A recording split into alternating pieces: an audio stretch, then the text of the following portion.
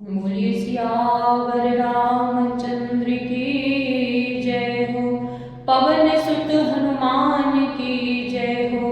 राधावर कृष्ण चंद्र की जय हो। उमापति महादेव की जय हो। आइए श्रीमद् भागवत की कथा में आप सभी का हार्दिक अभिनंदन है। आइए श्रवण करते हैं बहुत ही सुंदर भगवान श्री कृष्ण की अमृतमयी श्रीमद् भागवत कथा। गजाननं भूतगणाधिसेवितं कपिध्वजम्बोफलचारुभक्षणं उमासुतं शोकविनाशकारकं नमामि विघ्नेश्वरपादपङ्कजं। कर्पूरगौरं करुणावतारं संसारसारं भुजगेन्द्रहारं सदा वसन्तं हृदयारविन्दे भवं भवानीं सहितं नमामि। नीलाम्बुजश्यामलकोमलाङ्गं सीतासमारोहयित्वाभागं पाणौ महासायकचारुचापं नमामि रामं रघुवंशनाथम्। मनोजवं मारुततुल्यवेगं जितेन्द्रियं बुद्धिमतां वरिष्ठं वातात्मजं बालयोगमुख्यं श्रीरामदूतं शरणं प्रपद्ये। सर्वमङ्गलमाङ्गल्ये शिवे सर्वार्थसाधिके शरण्ये त्र्यम्बिके गौरी नारायणी नमोऽस्तुते।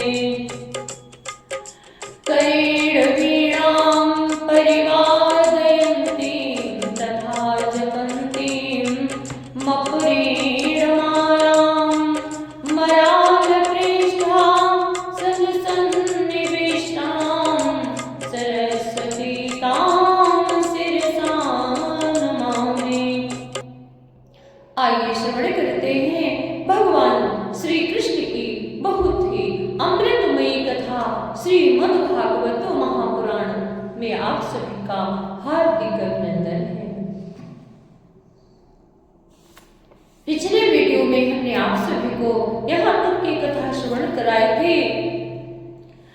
श्रीमद् भगवद गीता में एक श्लोक लिखा है, तमेव शरणं गच्छ सर्वभावेन भारत तत्प्रसादात् परां शान्तिं स्थानं प्राप्स्यामि शाश्वतम्।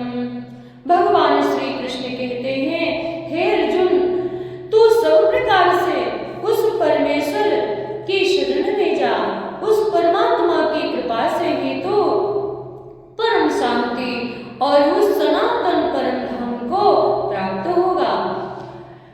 प्रभु शरण की स्पष्ट व्याख्या करते हैं, लोक लज्जा, भय, मान बढ़ाई, बुराई और आसक्तियों को त्याग कर इस नश्वर शरीर और संसार से ममता, अहंता आदि को त्याग कर उस परमात्मा को ही अपना परम आश्रय, परम गति और सर्वस्व मानकर अनन्य प्रेम भाव से भक्ति पूर्वक भगवान के नाम रूप गुण प्रभाव और स्वरूप का चिंतन करना, भजन स्मरण और संकीर्तन आदि सभी कर्मों को निस्वार्थ भाव से प्रभु की आज्ञा मानकर करना ही शरण है। प्रभु भक्त बाबा श्री बाल मुकुंद जी कविवर ने अपनी साहित्यिक रचना में स्पष्ट किया है। भाव है द्वेष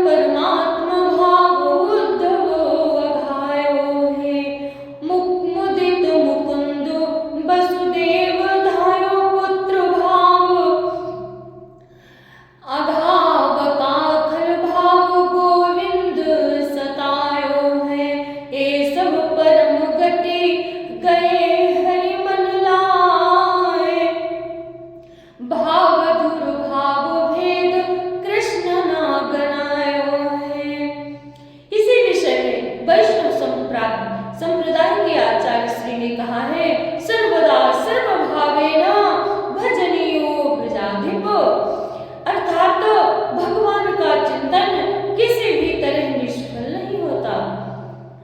छठे स्कंद के प्रसंग में भी श्रीमद् भागवत में देवराज इंद्र ने विश्वरूप ने कहा है कि यथा हि भगवानेव वस्तुतः सदच्यतो सत्येनानेव नः सर्वे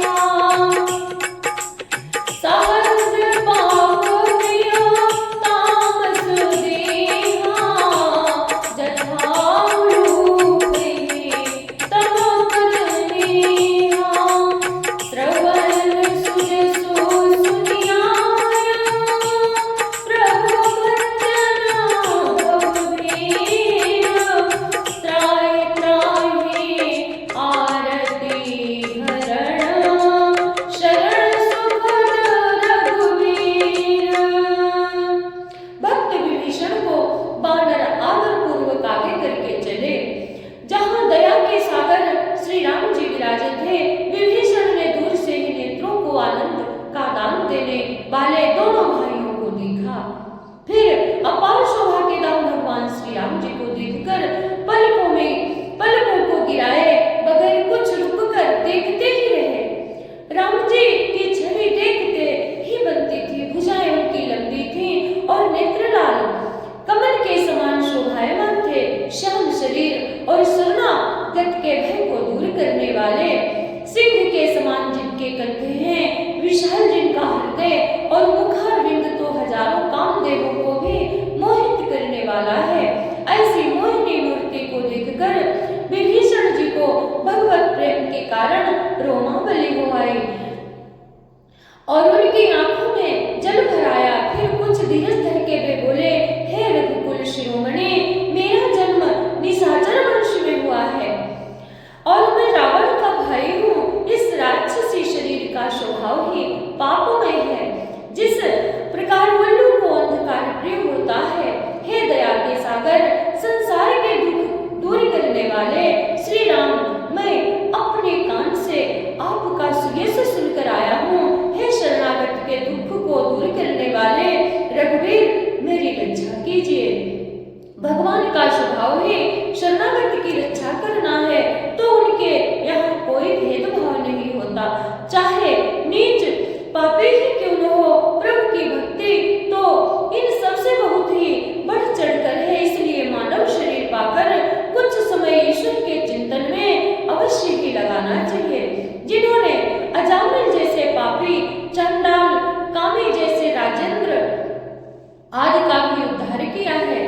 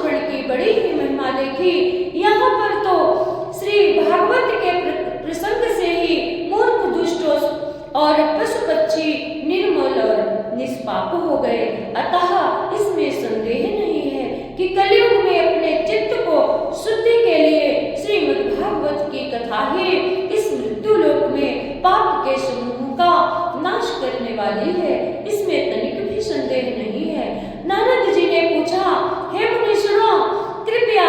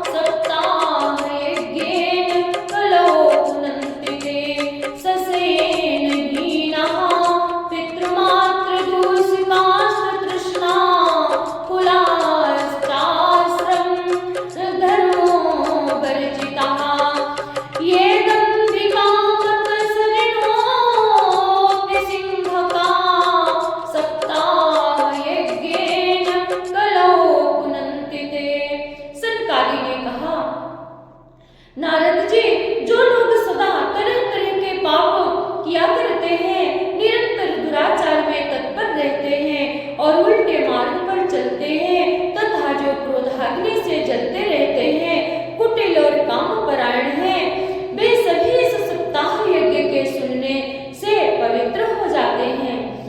और नारद जी, जो लोग सत्य नहीं बोलते, माता पिता की निंदा करते हैं, तृष्णा से व्याकुल रहते हैं तथा वर्ण और आश्रम के धर्म को नहीं मानते, ऐसे दंभी पाखंडी तथा दूसरों की उन्नति को देखकर मन ही मन कुढ़ने वाले तथा दूसरों को दुख देने वाले भी इस सप्ताह यज्ञ को सुनकर पवित्र हो जाते हैं। यही इसी युग की बात संत श्री तुलसीदास जी ने यह समझकर कि इन कलियुगी जीवों की बुद्धि इस युग के प्रभाव के कारण मलिन हो गई है, कमजोर हो गई है, अथवा उन्हें वेद और शास्त्रों का पूरा ज्ञान नहीं है, तथा जो विद्वान ब्राह्मण है वो लोग बस पैसे लेकर वेद और पुराणों की शिक्षा दे रहे हैं। ऐसी विषम परिस्थिति में लोगों का कल्याण कैसे हो सकता है? तब उन्होंने जन कल्याण के लिए श्री रामचरितमानस की रचना की। जो लोग जैसे स्त्री और शूद्र आदि को वेद पाठ करना वर्जित है, इस सरल काव्य के पाठ से वो भी इस भवसागर को पार कर सके। लोग अवश्य ही उनकी निंदा करते थे, परंतु उन पर इससे कोई प्रभाव न पड़ा। अब आपने वंदना प्रसंग में लिखा है, संत सरल चित जगत हितो, जान सुहासने हो, बाल विनय सुनि करे कृपा, राम चरण रति देव। तुलसीदास जी कहते हैं, उन दुष्टों को मैं श्रेष्ठ जी के समान जानकर वंदना करता हूँ, जो बड़े रोष के साथ हजारों मुखों से पराये दोषों को बखान करते हैं। पुनः दुष्ट जनों को राजा पृथु के समान जानकर प्रणाम करता हूँ, जो पराये दोषों को 10,000 कानों से सुनते हैं। फिर मैं उन इंद्र के समान नमस्कार करता हूँ, जिनको नीक यानी अच्छी सुरा मदिरा सदैव प्यारे लगती है। जैसे इंद्र को सुरा नीक देवसेना सदा प्रिय है, जिनको कठोर वचन सदा प्यारा लगता है, और जो अपने नेत्रों के समान पराये दोषों को देखते हैं,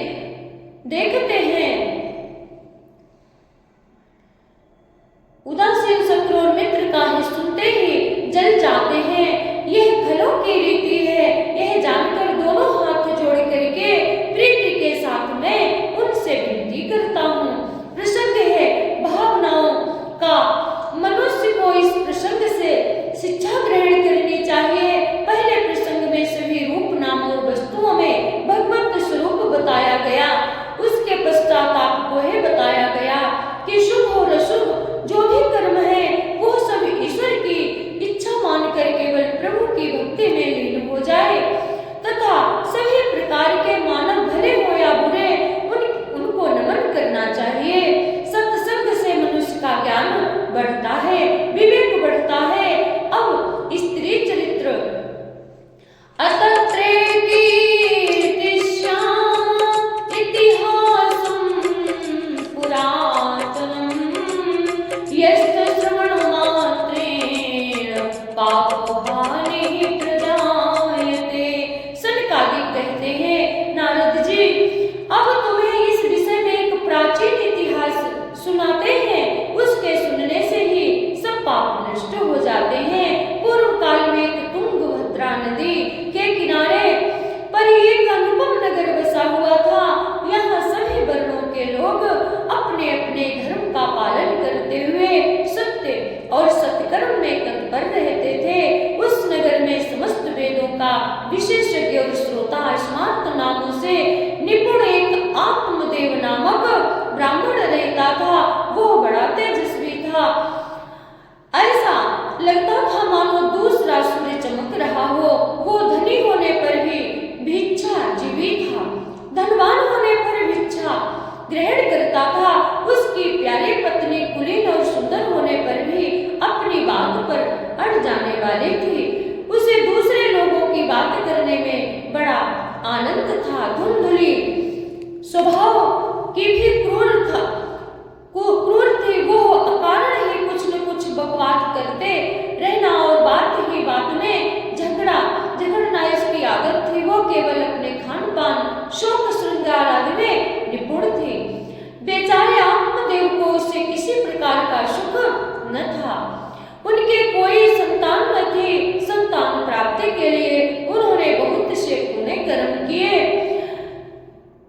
दीन दुखियों को अन्न वस्त्र को पृथ्वी आदि दान दिए। इस प्रकार उन्होंने धर्म कार्य में बहुत धन लगा दिया। फिर भी उन्हें पुत्री या पुत्र का मुख देखने को नहीं मिला। एक दिन वो ब्राह्मण बहुत दुखी होकर घर से वन की ओर निकल पड़ा। चलते चलते दोपहर हो गई। उन्हें बहुत तेजी से प्यास लगी थी, इसलिए वो एक तालाब पर आए। संतान न होने की चिंता में वे दुर्बल हो ही गए थे, इसलिए जल पीकर 2 घड़ी वहां वृक्ष के नीचे बैठ गए। कुछ ही समय बाद वहां पर एक सन्यासी आए। उनके साथ और भी महात्मा थे। आत्मदेव ने देखा कि महात्मा जल पी चुके हैं, तब वो जाकर उनके चरणों में गिर गया, फूट फूट करके रोने लगा। उन सन्यासियों ने पूछा, कहो ब्राह्मण देव, तुम क्यों रोते हो? तुम्हें किस बात की चिंता है? हमें जल्दी ही अपने दुख का कारण बताओ। देखो, संत बहुत ही दयालु होते हैं, उनसे दूसरे का दुख देखा नहीं जाता है।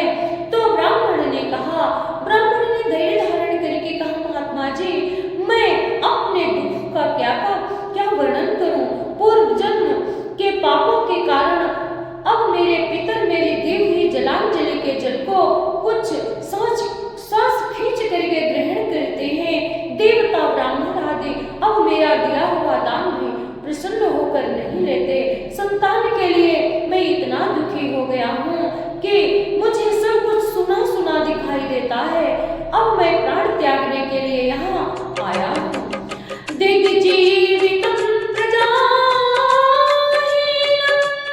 दिग्ग्रहं च प्रजां विना दिग्धनं चानुपत्यस्य दिक्कुलं संतति विना।